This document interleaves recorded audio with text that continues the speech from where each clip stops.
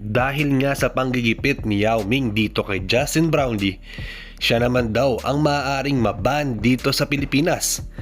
Nilalakad na nga daw ito ni Al Francis Chua.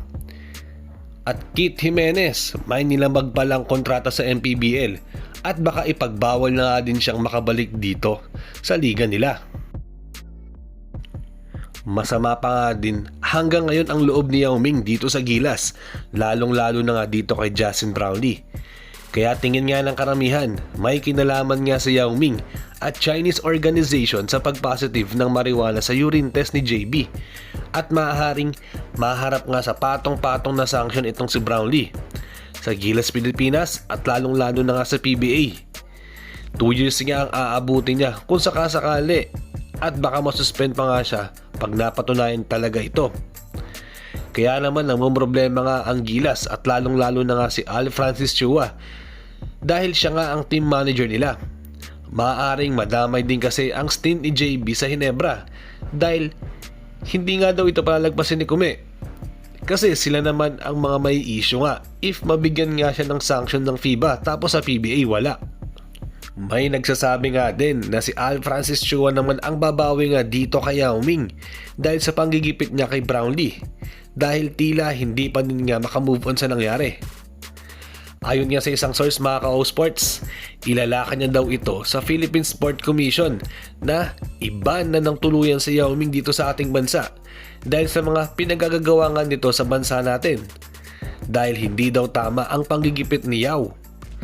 Dahil nagiging personal na nga ang nangyari at kahit tapos na nga yung Asian Games, gusto naman nilang masuspend si Brownlee para kahit man lang daw doon ay makabawi-bawi sila dahil sa positive result niya na may related nga sa marijuana intake.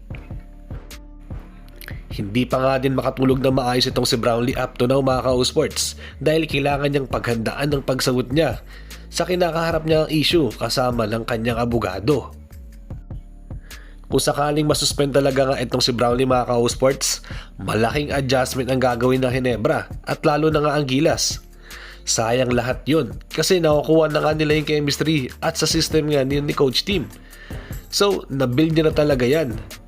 At si Brownlee, siya pa naman ang gusto nga ng karamihan na maging naturalized import ng Gilas at si team ko naman ang mag-coach nga dahil naging successful nga ang journey nila dito sa Asian Games. Para naman sa Barangay Hinebra, mamimiss din nila siguro si Brownlee at matatagalan pa nga bago siya makabalik ulit. 2 taon yan mga ka-O Sports, sobrang tagal nga niyan. Baka nga magbago na ng gusto ang laruan ni JB pagbalik niya dito sa Pilipinas niyan at sa PBA. Para naman sa second topic natin mga ka-O Sports, pagkatapos nga ng record na ginawa nga ni Keith Jimenez sa PBA dahil siya pa nga lang ang kauna-unahang na-draft sa PBA na nakapirma kahit malayo pa nga siya na-draft. Ayon nga kasi sa pamunuan ng MPBL mga ka-O Sports, meron pa pala siyang live contract sa MPBL dito sa Gensan Warriors, etong si Keith Jimenez. Kupunan niya nga sa MPBL yan ha. Namumroblema ang SMB dahil may nilabag daw pala itong si Keith Jimenez dahil hindi man daw sila naabisuhan na meron pa pala siyang kontrata dito. Lalo ngayon, nakapirma na nga siya dito sa SMB. Kaso, may mga nagsasabi nga na baka gusto lang talaga i-buyout itong si Jimenez na sa Gensan para at least may makuha pa din sila kahit papaano sa pag-alis sa kanila ni Keith Jimenez. Medyo mabigat daw kasi ang kinakaharap nga ni Jimenez ngayon mga ka-O Sports kasi binreach niya nga ang kontrata niya sa MPBL. Ang pinagtataka ng karamihan, bakit kung saang pag-start na nga ang PBA tsaka lumabas yung issue na ganito kay Jimenez? Dahil ba gusto lang nila ito pigilan or makabawi? Dahil nga sa pag-alis nito sa kanila nang walang official letter dahil may live contract na daw pala siya dito sa MPBL. Kaya dahil nga doon, maaaring ipagbawal na nga din siya na makabalik pa dito sa MPBL dahil nakapirma na nga siya kontrata sa PBA. At ang isang dahilan nga ay dahil nga sa binreach niya ang kontrata na dito ni Jimenez.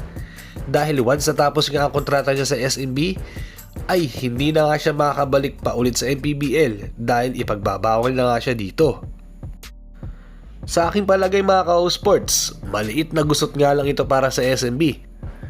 Kasi madami na din silang na buyout nga galing sa MPBL.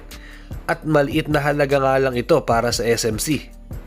Pag may gusto kasi lang kuhain na player sa ibang liga, ay nagagawa naman nila ito ng paraan dahil dyan nga magaling si Al Francis Chua sa mga pag-negotiate niya sa ibang panig. Kaya ganun na lang kataas ang tiwala nga sa kanya ni Boss RSA, team owner ng SMC.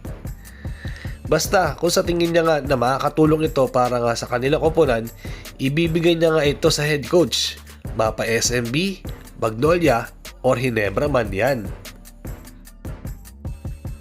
Pero para sa inyo ba mga ka-sports, dapat nga din bang maban itong si Yao Ming dahil nga sa mga pang-iipit niyang ginagawa dito sa Pilipinas at kay Justin Brownlee? Mag-comment lang kayo sa baba. Salamat sa panonood at mag-ingat kayo palagi. Bye-bye!